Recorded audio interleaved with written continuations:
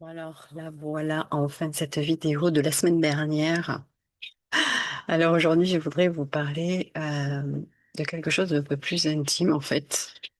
Alors pas par rapport à moi, mais juste un sujet assez intime.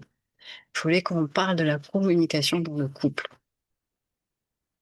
Euh, alors on dit qu'il faut se parler, qu'il faut s'exprimer, qu'il faut être honnête, et c'est vrai.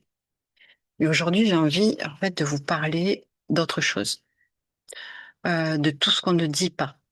Parce qu'il y a des choses que la plupart des gens gardent pour eux, même dans une relation. Alors, pas parce qu'elles ne sont pas importantes, mais parce que elles font peur.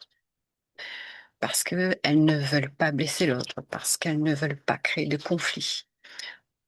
Ou parfois parce que on ne comprend pas nous-mêmes ce qu'on ressent. La semaine dernière, j'ai parlé des choses qu'on ne se dit jamais quand on se sent perdu.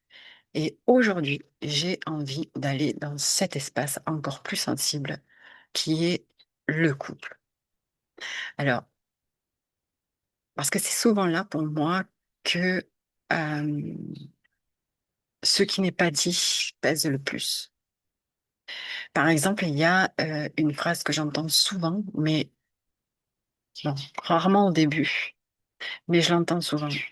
Et on me dit, mais parfois je me sens seule ou seule, même en étant en couple. Et ça, c'est très difficile à avouer parce que quand on est en couple, on est censé se sentir accompagné, soutenu, relié à l'autre. Alors, quand ce n'est pas le cas, on culpabilise en fait. Et on se dit que le problème vient de nous, ou peut-être qu'on exagère en fait, et que, on se fait des films. Alors on se tait, on ne dit rien, on continue à fonctionner, à partager le quotidien. Le problème, c'est qu'à l'intérieur, il y a comme une distance en fait qui se crée. Il y a autre chose que beaucoup de personnes ne disent jamais, c'est je n'ose pas dire ce que je ressens pour éviter un conflit. Alors on garde en soi, on accumule. Au début, c'est des petites choses, et puis après, plus ça va, et plus les choses sont c'est compliqué. Et à force de ne pas dire, on commence à s'éloigner. Alors pas physiquement, mais émotionnellement. Et le plus paradoxal, c'est que souvent on croit qu'on protège la relation, alors qu'en réalité, on s'en coupe doucement. Il y a aussi une pensée qui fait très peur et que beaucoup n'osent pas formuler. J'entends, parfois je me demande si je suis encore amoureux ou amoureuse. Penser ça, c'est déjà difficile parce que ça remet tout en question. L'histoire qu'on a créée, les projets qu'on a, les repères qu'on a créés, la famille, s'il y en a une. Donc du coup, on essaie de l'ignorer. Voilà, on fait comme si ça n'existait pas. Et on se dit que c'est une phase, que ça va passer. Alors parfois, oui, ça passe. Mais parfois, cette question est là pour une raison bien précise. Et le fait de ne pas l'écouter, ça ne la fait pas disparaître. Une autre chose qu'on ne se dit presque, qu'on ne se dit aussi presque jamais, parce que finalement, le fait de pas le dire, on n'ose même pas se le dire à nous-mêmes. Euh, je dis que ça va pour ne pas blesser l'autre. Alors on sourit, on dit que tout va bien, mais à l'intérieur, c'est plus compliqué que ça. Parce que on aime, on tient à la relation, on ne veut pas faire de mal. Mais à force, en fait, de faire semblant, de faire comme si tout allait bien, on finit par ne plus être totalement soi dans la relation. On s'éloigne de la personne que l'on est. Et ça crée une forme de fatigue invisible. Et puis, il y a quelque chose de très simple, mais de très profond aussi que j'entends, c'est j'aimerais être compris ou comprise sans avoir à tout expliquer. En fait, vous aimeriez être juste senti, rejoint, sans devoir toujours mettre des mots parfaits sur ce que vous ressentez.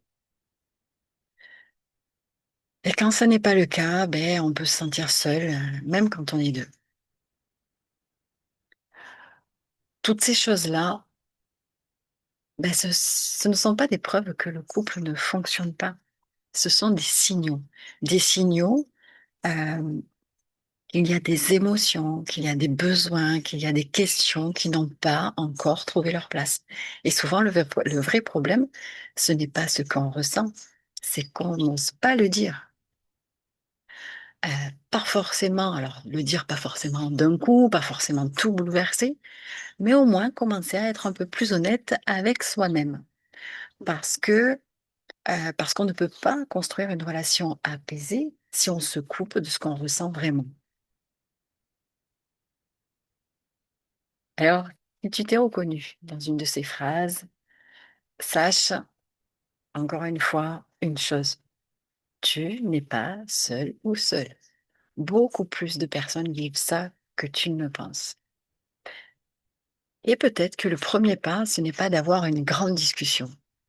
C'est juste de commencer à reconnaître pour toi ce qui est là, sans jugement. Si cette vidéo te parle, j'aimerais que en commentaire, tu répondes à cette question. Est-ce qu'il y a une chose que tu n'oses pas dire dans ton couple? J'aimerais vraiment savoir. La semaine prochaine, euh, je te parlerai de notre endroit où on garde beaucoup de choses pour nous. Et nous parlerons de la confiance en soi. Ouais, de la confiance en soi. Je te dis à la semaine prochaine, j'espère. Je vous souhaite une très belle journée ou une belle soirée, suivant à l'heure à laquelle vous écouterez cette vidéo. Et ben, je vous embrasse fort, tout simplement.